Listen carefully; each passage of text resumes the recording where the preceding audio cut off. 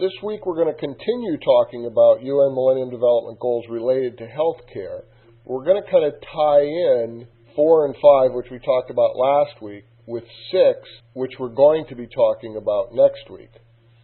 One thing about the slideshow that you're watching as I talk, this is actually some pictures I took the other day. I had the opportunity to tour Moldova's only school of medicine and pharmacy. So this is where they're training all of their doctors and all of their pharmacists, including their dentists. The class that I happened to go to was a class of dental students. And I'm not going to talk about the pictures as they go down because they're pretty self-explanatory. A couple things I would like to mention about this university is that they did seem to have pretty good equipment. They did have a pretty good library. You see one picture of the library. They had some databases that you would expect to find here, partly because they're in a partnership with a university from North Carolina that's providing free access to medical databases.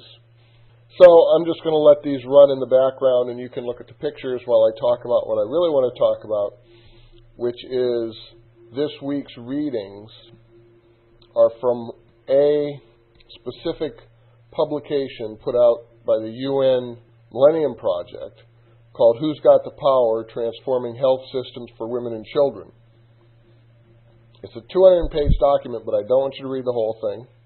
Well, you could read the whole thing. I'm not asking you to read the whole thing. What I'd like you to read is Chapter 1, which is the introduction. And once you read the introduction, you'll understand why I'm putting this between 4 and 5 in Millennium Development Goal 6, which has to do with combating HIV/AIDS, malaria, and other diseases. Although this supposedly is talking about for women and children, the transformation in health systems that it's talking about would help all health problems. And that's why I'd like you to look at this. So Chapter 1, and then Chapter 7, which is the conclusion. And Chapter 7 starts, the essential conclusion of the task force is that the Millennium Development Goals for child mortality and maternal health are attainable, but not without extraordinary effort. There are also 9 very specific points made here.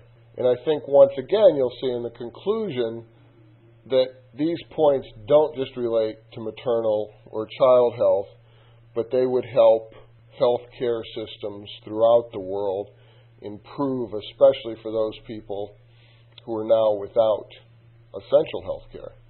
So I hope you enjoy the pictures. I look forward to hearing from you in the forums once you've had a chance to review this document and give some thought to it.